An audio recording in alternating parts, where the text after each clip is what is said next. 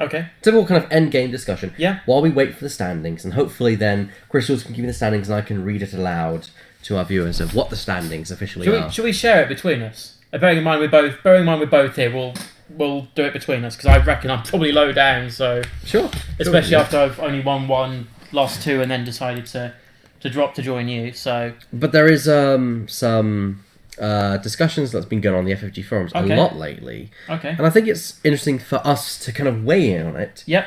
And just offer our opinions because we're here to entertain. We're also here to offer opinions and thoughts on the game. Okay. The first one's one which I saw, which is just trying to find the actual. There you go.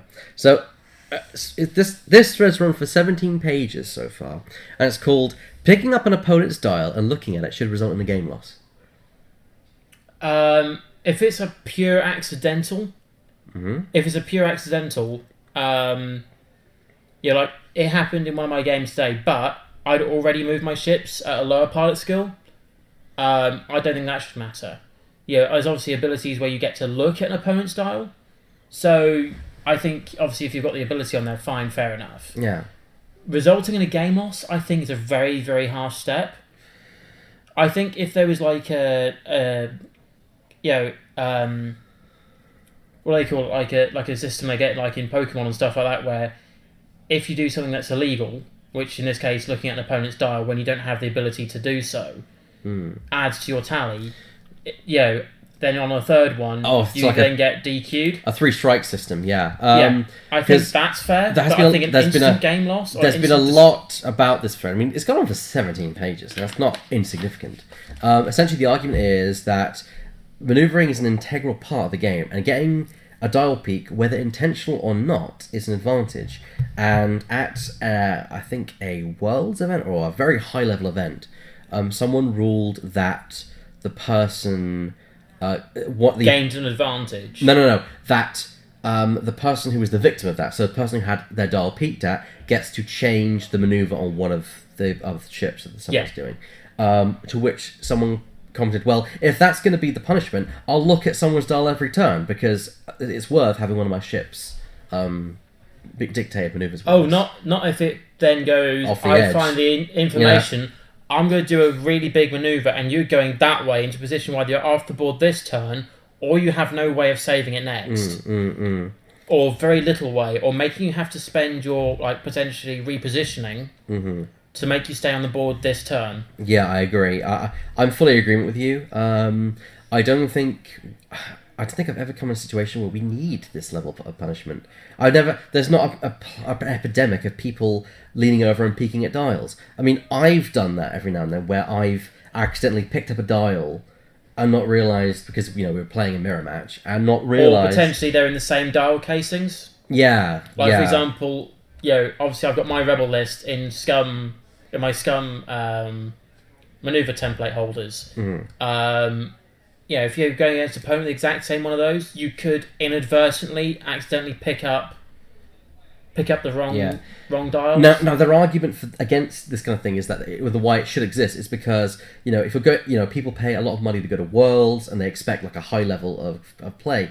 My argument is actually that could be argued as against it, because if I'd go to Worlds, I'm not a very big player. I'd go for the fun of it. But I wouldn't want to play round one, make a simple mistake, which would be a mistake because I wouldn't intentionally peak like that, and then suffer a game loss. That would be come on. A warning, yes. I fully expect a warning because, Yeah, I think if FFG did that and had a 3-strike system, where when that triggers to the 3 strikes and it's a cumulative thing, either DQ or at that point a game loss. Which then someone says, "Oh, just use it once per tournament." Then, phone it phone a friend or ask the audience. But then, if there's other things again, accidentally I'll forgetting other things. I'm playing devil's advocate here. I do not advocate the idea. I think it's a horrible idea, but I think a straight up game loss is a stupid thing. Yeah. But if you initiate a 3-strike system where peeking at somebody's dial and you call a judge on it, not marking up a ship like what happened with Richard, that is potentially a straight out game loss. Yeah. Because it's deliberately not marking. Yeah. Or, you lock in a dial or you miss something out of turn, if it's, you might have a little bit of leniency, like, for example, moving a focus around or whatever, you can use your own discretion on it without really being, too harsh. But I think if it got consistent, maybe like 2 or 3 times, then you call a judge over and explain the situation and ask for their ruling on it. Yeah. And if they turn around and say, right, you have your honestly, you're going to say between you, I'd honestly say, look, I understand this has happened. I'm more than happy to accept a warning for it. Completely agree. But then you have some people go, no, that never happened. And then you have people cheating the ending of the game. I think the problem is you'll always find cheaters in the game. I think that's always the thing when you're like an honest player, an honest person. I like to think that X-Wing's got some great communities, but let's face it, there's always going to be someone out there. Someone trying to look for an advantage through one way, shape, or form. Yeah. Like, for example, when Richard played at Yavin against the TIE Swarm, and the guy playing the TIE Swarm did not mark any of the TIE fighters. The problem is with that is it's proving that the intent was there for him to game the rules, even though he should have them marked. I completely agree. After hearing it all, I would have wait for setup and then say, are you going to mark those? And then if the opponent turns around and says yes, you say, do it now, I'm calling a judge on you for it. And say it to them that way. Then if they don't, they could quite easily sneak them all on there while you're calling the judge over. Yeah. But that is a straight game loss offence. Because I think what happened in that game was where Richard was doing all the attacks and the damage was being shuffled around the different TIE fighters. So obviously when stuff would or should have been dead, they weren't. Ironically then Richard had a judge call against him. It's just like, but it shouldn't have been there. It shouldn't have been Richard getting a warning for it or having something go against him when there's clearly no markings. Yeah. If I was Richard, I would turn around and say, right, if he then twigged that and hadn't called anything on it before, I would then turn around and say, you're going to call me on this, something marginally petty, you could potentially get a game loss for not marking your ships. Do you really want to call me on it? Yeah. At that point, you say, gentleman's agreement, you mark now. Yeah. Hedge's probably nailed it, which is, I will apply the rules depending on my opponent. If they are a nice person who clearly made a mistake, then it's fine. Although I will add, Hedge, again, devil's advocate, it's hard to prove intent. Depends on the level of the tournament. Okay. For you, it depends, but... At something like a Europeans, anything other than as like a casual tournament like it is here. Anything where it's like a regional, store championships, Europeans, and even Worlds...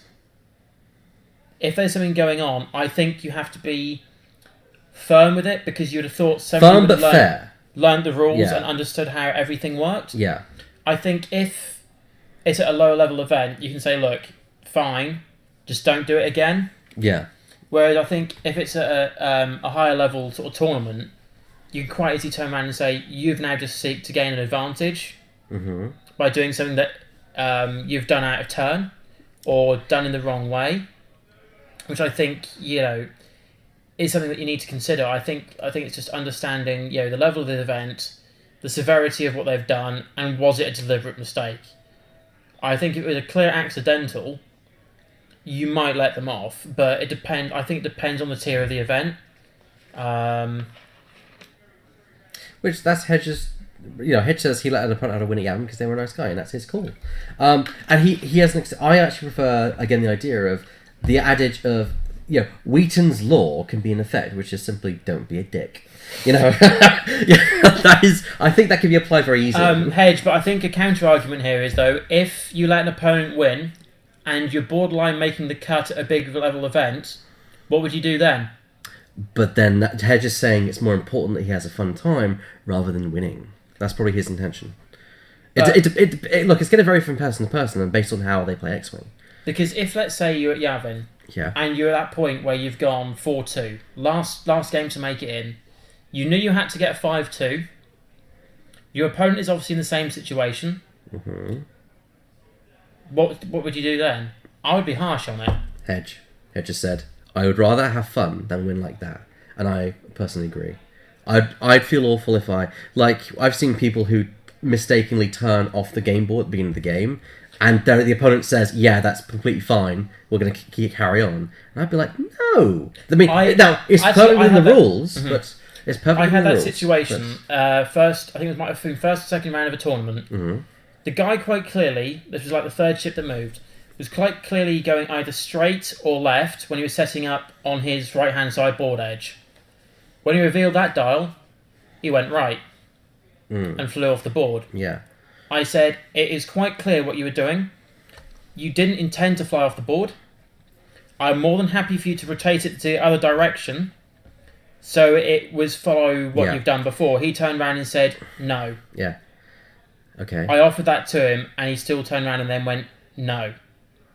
Right. The fact that he turned that down, I think is fine. But to not give him that option, I think when there's a quite clear pattern and it's an accidental going the other way. Yeah, I mean, I agree with you. Hedge makes it clear. And I think Hedge has a very competent and healthy attitude when it comes to X-Wing, which is he does what he would do. However, he doesn't expect that of anyone else, which I think is fair. You know, everyone has their own edge of how they play by. I always go by the, I'm happy to let things stand. Whereas, let's say something's happened early on and they've let me off. It kind of feels like you've given me one. I'm more than happy to give you one later, and then saying we're all square. Yeah. But I think if it starts to get beyond that equal balance, then I think you might have to think about it. You know, I always play with a fair and open mind that, I like to enjoy my games, but at the same time, if a manoeuvre that has been made will make a tactical advantage, or something will make a tactical advantage, which then messes up your whole list, that whole turn. I would argue that that's not tactical. There's arguments to be made that it's not tactical. It's a mistake. And if you truly want the best game of X-Wing, you would let your opponent get the opportunity to play the full game of X-Wing. Changing someone's maneuver dial to go off the board, changing this, that, force them to lose. It's roughly the wrong way. But. Well, Hedge may remember this. This was actually the game that he played against Chris Puttock at the last tournament. There was a situation where Chris was locked in on his manoeuvres and did a red manoeuvre while stressed, and he believed under the old ruling that he would be forced off the board. Yeah. But with the new FAQ, it's a white two straight. Two straight, yes. And Hedge turned round and said, that's what it is. And Chris was like, I don't care, I was aiming to try and fly off the board, blah, blah, blah, blah, blah. Just let me do it. But, if that's what Chris's intention was to do, in the end, they did, Hedge let it go. But okay, yeah. I mean, like I say, we all offer inputs. We all try to help each other. That being said, I'm fully aware that that tournament level events, and that as you go higher, get more competitive, and I fully respect that. They're there for the competition. I'm not. I'm just there to have a fun time. I'm not going to exactly win Worlds. I'm not exactly going to win Regionals, let's face it. I'm not going to win Europeans, I can tell you that now. Yeah. If I do, I'm going to have to win every single game. I'm there to get some sweet swag and have a good time. Yeah. That's about it. I think this is actually an interesting this is the next discussion, which I think this is a much more academic and interesting discussion, which is... Especially as I was playing large ships all day today. I think this is quite an adamant one to go over. Which there's been a discussion about with some small base ships appearing in the game that have a stat line of, or similar, should we call it health? Yeah. So hit points or health in total. So a combination of shield and hull. You have the Ark that's 9, the K-Wing that's 9, and the new Skurg Bomber that's 10. Yeah. And the Wookiee Gunship that's 9. And Y-Wings are 8. Yeah, Y-Wings are 8. The Jumpmaster's 9. The YT-2400 is 10. The Fire Spray is 9. The Aggressor is 8. The Lander is 10. Why the distinction is have we reached a point where the half points on ships, large ships, is pointless, so that it should either be applied across the board? So, i.e. a ship that has got 9 or more health, when it has taken more than half damage... Why should there be a criteria? Some people are arguing there should be a criteria. Any ship that goes down to half should get half points. What do you think? An A-wing loses shields, and then you've got half points for an A-wing. Yeah, exactly. That's I think that's why I'm saying, because like Z95s, A-wings, Hawks have got 5, so you're talking 3 and up. Because I remember that the rule of the half points was introduced to stop fortressing back in the day. Yeah, and I don't think fortressing is now an issue. No, and I think if you're going to do it, like we've always said, but that like the K-wing is a very large, small base ship. Oh, yeah. In terms of its wingspan. Have you seen the Skirg? That thing's even bigger. Jeez. It's even bigger. That's worrying. Or the U-wing. It's a very small, large base. It's a smaller, large base if you consider it. However, because the pivot, I can understand. No, actually, I think it's more mechanical effects. Okay.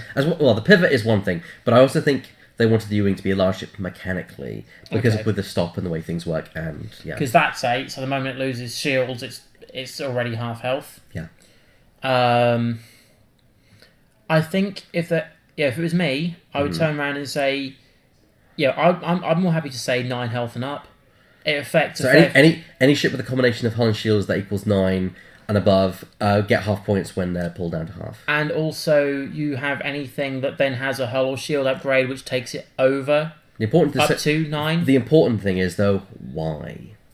Because let's take the 2400 today for example. Yeah. So I was in a situation where I had to either kill a Sarge or the Y-wing. I really need to kill both to win. The Y-wing was in a situation where it had 2 damage cards left. Okay, yes, it was at 8 health points anyway, straight off the block. So this wouldn't apply into that rule. But if you're going to apply it across the board to say any ship that's taken more than half health is worth half points, that Y-wing would have been half points. I would have had a very, very... Well, I had a slender advantage, let's put it that way. That I might have gone for a Sarge and just finished the Sarge off and go, I've got 12 points, you've got to try and kill me on both attacks. You only got to focus and modify 1. If you roll nice on both of them, fair play. But yeah, I think 9 and up, because there's so much... There's a lot of small base ships that are now entering that kind of hull and... Bombers? Yeah. No, Punishers. Punisher. 6 and 3. Yeah. Thing is, the Punisher needs more help than it needs a debuff. Trying to think of other ships that are around that kind of value, really. Cass Fanatu says a mid-sized ship base would have been good. K-wing, U-wing, Miss Hunter, Punisher would all work at that size. We have more than 2 sizes in the matter. Yeah, but I think X-wing was made in a time where they wanted to keep it simple, large, small. Large, get half. If they made today, then maybe they would. But also you get the issue of, well, with medium-based ships, is it going to be lengthwise or, Or you say it on health values. Yeah. Because I'm happy to say that an A-wing is a small ship. It's got 4 health. An X-wing, small ship, got 6 health. Hedge has, I think, sussed it. It's arguable it's a compensation for the additional reposition advantage large ships have, which makes them more able to run an endgame. That is actually true. It's easier for a large ship to outrun an arc dodge at the endgame than it is for a small ship. For example, an EU Lancer is the fastest ship in the game, barring a one-shot slam YT. Yeah. No, 4 straight, slam 4 straight. Yeah.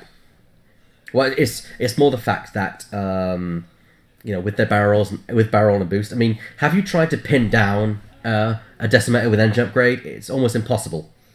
There is so much repositioning you have to try and do, and so much you have to consider. Yeah. I've played against engine upgrade Decis. Even if you block that Deci, if it's got Dauntless, it doesn't care, which is so frustrating. Oh, it would when it starts to take multiple stress. Well, yeah, but it doesn't. Yeah, yes, it does. It just as a green maneuver. Yeah, if you had a Sarge Ventress and a Dauntless title, so you have a Sarge Ventress with her mobile arc sitting on. How can you do that? You can't do that because Dauntless is Decimator only. Yeah, no, but I mean, if you're going against a Sarge, you have your arc firing against the Decimator. The Decimator bumps, gets the stress by doing an action. Then you double stress because of a Sarge Ventress. Yeah, but this is a very hyper-specific situation. Yeah. I'm talking about when you're blocking with a small ship and I've blocked you, I'm going to boost past you and ignore the fact that you blocked me and then blast your car and horn off the board. It's like... all that effort to block for nothing. It's but yeah. But I think if there's double stressingness or... Yeah. Plus, as Hedge points out, large base ship get their large base movement because they effectively have a 1-up on small ships. Or you take Chopper, for example. Mm-hmm. Chopper, you take a stress to try and get past. You can't get past.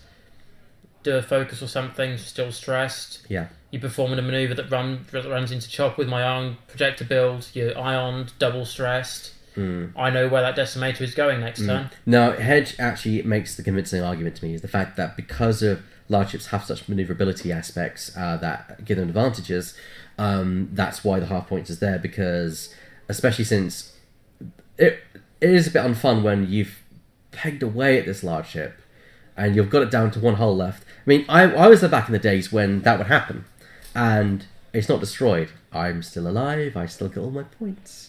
And it's like... I think as long as you apply a rule... I think as long as you place a rule across everything and say as long as a ship has more than X amount of health. So large ships, most of them, will still fall above that category. Yeah. The only ones that I think of large bases that would not fall over the 9 points value is U-Wings. Good point, actually, which I'm actually going to point out is Hedge. One thing which someone does mention in the actual topic, if you look at it, is what about things like Miranda, who are like regenning? They because she's very powerful. You can sink a lot of damage into her and still get nothing for it. She's 4 and 5, isn't she? 4 shields, 5 hull. Yeah. If she's taken 4... Again, devil's advocate, but yeah. If she's taken 4 hull cards anyway, then she is borderline that value anyway. How do you get those hits on her, though? When you knock the shields out. If you punch a lot through and then she runs away and but with Slam, she's very easy. She can easily regen, get away, then regen on another couple of attacks at long range. Again, I'm only playing Devil Africa. I don't think it's a brilliant idea. I don't think it's a brilliant idea. It's just I'm bringing this up for discussion purposes. Yeah, no, that's fine. I do think it might be worth FFG thinking about this situation. Because I think maybe say a large base ship or a ship with a value of X hull points up. That way you cover, like, for example, the U-Wing's 4 and 4, still a large ship. The old shuttle is 5 and 5? 5, yeah. So we still fall in that category of, in either category. How many large base ships do you know of where there's less than 9? The Lancer's 10. Not many. I think the closest is, the lowest is 8. Or 4 and 4. I think that's the lowest. The U-Wing still would apply because it's a large base ship. I think it's one of those things that would give me a massive headache trying to test it all out. But FFG, there's a lot of people there that could quite easily test the theory. In theory, yeah. Because they must have obviously tested the theory and after, like, the what was it? The first Jump Master thing with the Deadeye. Renaming Deadeye just to stop them doing it. Yeah, but even that didn't fix them, so...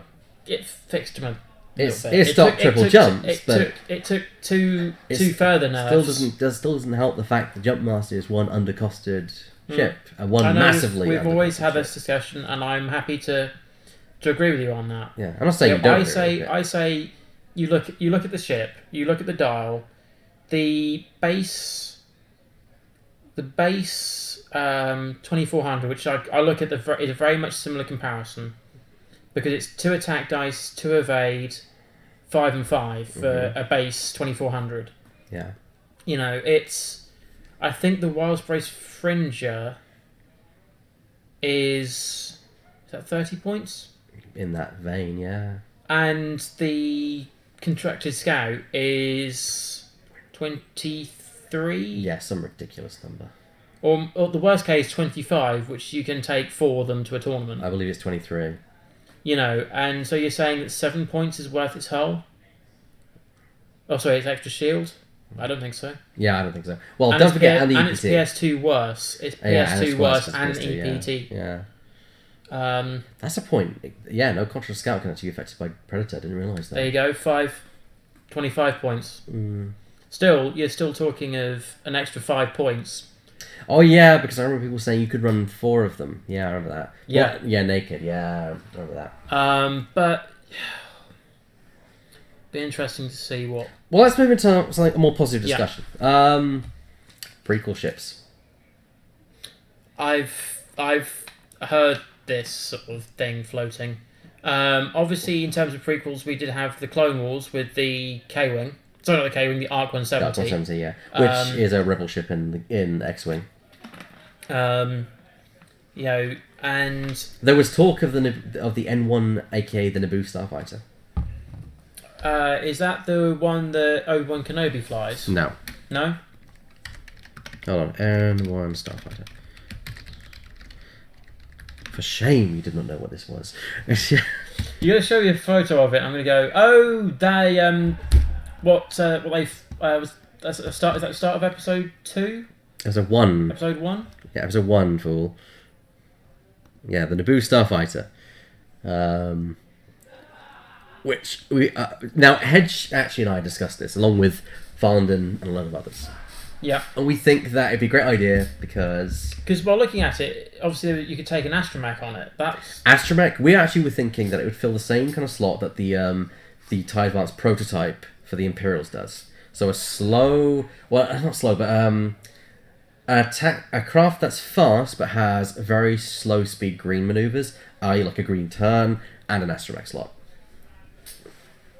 Which would be interesting. Yeah, no, I like that. Plus, also, you can have Leia as a pilot because in one of the comics she flew one of these. Oh, okay. So, yeah. Yeah, that looks... some people have a problem with the prequels. And plus, the Z95 isn't a prequel ship. It's a EU ship that was retconned into a prequel ship. So, it's a weird kind of thing. Arcs are in the game, I know, it sets a precedent. Just there are some people who have an issue with the fact that the idea of prequel ships being in the game.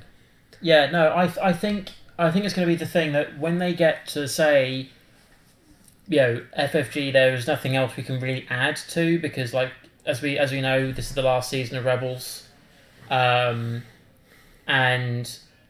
you know, if there's obviously a time frame between episode 9 and something else, then you could have that situation where you are looking at Legends stuff or prequel stuff. Yeah. Again. I have no issues with it. No, it's just that there's been a lot of people online who've been like, no, we don't want to because prequels were bad, which is an opinion which people seem to have. I sit on the standpoint of... It's an interesting one going at it. The prequels, for the storyline, it makes a point of understanding where 4, 5, and 6 come from. Okay, I get what you're saying, because you'll probably have the same opinion as I, that they're not good films, but the story... Yes. The stories that they tell itself is interesting. Yeah, it's effectively saying The Lord of the Rings and The Hobbit. Okay. You know, okay, yes, 2 different sort of periods. You kind of look at most of the prequels as like the lighter side. So until Anakin turned, you sort of saw it as a very much lighter outlook. Well, but the moment he turned, that sort of started the doom and gloom. Well, that's actually what makes me curious because it seems to me that people can't separate the fact of the films from the content in the film. So even if you dislike Episode 1. The N1 is a thing that, you know, the N1 is associated with Episode 1, but it's only by association. So, can you not look at the ship and judge it on its own? Which I like the look of it. It makes sense. The look of that. Of course, it's a royal starship, so of course it's not going to look like a beaten up junker. They're going to make sure they're prim, pristine, and made for escorts. You know? Okay, let's have a thought point about it. If you were to bring it in, Elliot, what would you think its stat line would be? Oh, interesting question. Not necessarily, Grumpy Ethan, because it's about relativity, essentially. Because if you think about it, the TIE Advance prototype is not better or worse than a TIE Fighter. It's just different. Yeah. In fact, if anything, the TIE Advance prototype is worse because it has one less hull, but it has 2 more shields. So, you know, it's all about effectively. In a situation of 2 accuracy corrected auto blaster shots, Yeah. it will kill either of them. Yeah. That's not an issue. Stats, I'd give it a 2 attack dice. 2 attack dice, 3 agility, 2 hull, and a shield. So basically similar stat line as M3A. Yes. With a torpedo slot and astromech slot. And what about a dual side total card? So you give it a similar thing like what the M3 has got. So you could give it an extra defensibility, or make it so you have some white bank maneuvers, because that could work out quite nicely either way. I would certainly give it either a Talon roll or a sloop. That's what I'd certainly give it. But then you say Talon rolls and sloops, for example, only really came in outside of yes, there's a few in effectively the original trilogy, but they were more outside. So like you got what are you talking about? What I mean is, like, for example, a Talon roll. There's no such things in Star Wars. Their game returns invented for the game, so you can shove it on anything and it works. Would I be insane to say I'd like it to have a 1 Talon roll? Let's try spinning. That's a good trick. Sorry, I apologise about that. Do you think it could really pull a handbrake turn that sharp? Have you seen the film? It's pretty nippy as a ship. It's pretty nippy. I'd say give it a green 1 turn, but also a red 1 Talon roll. Yeah. Yeah. Interesting. Hang on, what if you put R2 Astromech on it? Or okay, that's why you couldn't have it. So you couldn't have a 1 Talon roll because of R2 Astromech. So you'd have to make it 3. That's why the T-70 is a 3. So in that case, it'd have to be a... But then again, what if we gave it a 2 sloop and a 3K turn? So it can K turn and it can sloop. But you can convert that 3 sloop into a green maneuver. Oh, you do that any day. You do that sloop. It would require testing. In fact, if you were to do that, I would argue you'd have to get there'd have to be some kind of offset. I don't know. Because I don't want to exactly make the 3. Yeah, I don't know. It's a hard thing to balance. But I do agree with you. The R2 Astromech would completely break that if it was a 1 Talon. And you can't say you cannot put the R2 Astromech on it, because for 1 point, if you get to 99 points and you put one of those in it, your first tendency is go R2 Astromech. I mean, the very simple way to solve that is have it have a title which says when you reveal a 1 hard turn, you may opt to do a 1 hard Talon roll and then receive a stress token. Yeah, so like the sloop title on the Falcon. Exactly like the sloop title, because I don't know if it would work the exact same. There's the results being called out. There's the results being called out. I'll try and grab them from Mr. Yules. Let's go. You go through and collect your prize, and tell Yules to bring the standings through. But yeah, so I'd bring the N1 into the game. I think it would be interesting. I have no idea what to work with it but yeah, I can hear the clappings going on right now. I'll make sure to bring the results through, and we can actually read them out to you.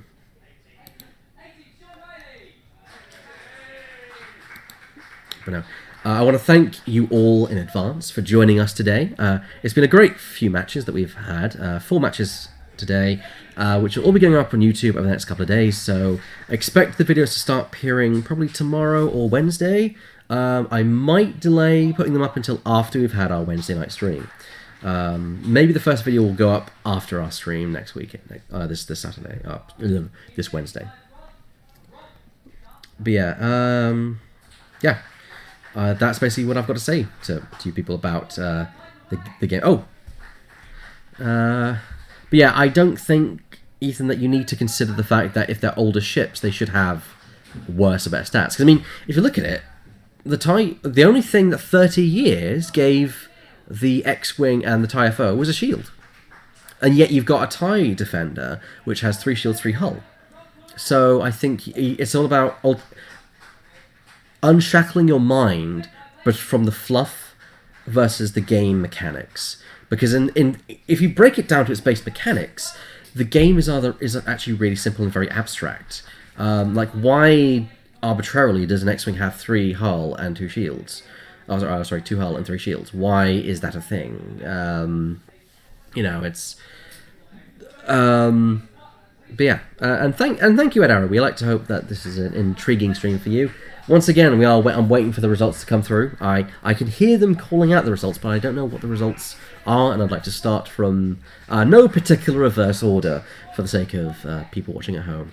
But yeah, the videos will be going up. We'll have 5 videos. It'll be batch 1, 2, 3, and 4, as well as the end discussion, which I will break into its own video, so people can opt not to view it if they wish.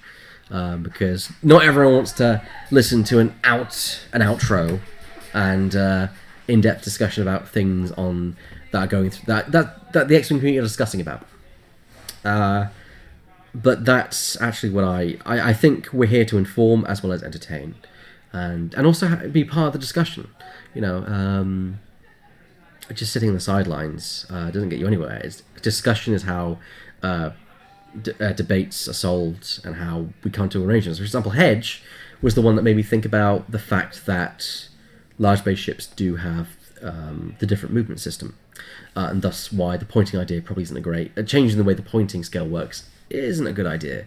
Not that I ever thought it was a good idea in the first place, but yeah, that's what I've got to say about that. Let me go see if I can get a printout of the results.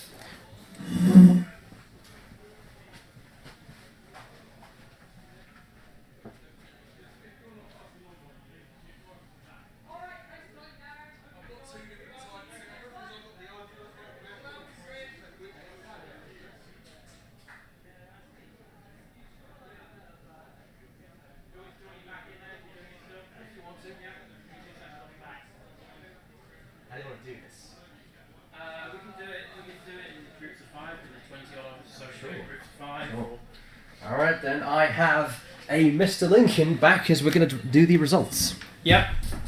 Take a seat, please. Okay, now. So it seems there was actually only 20 in the end. Oh, because obviously I dropped. You dropped, yes. Yeah. So technically, fine.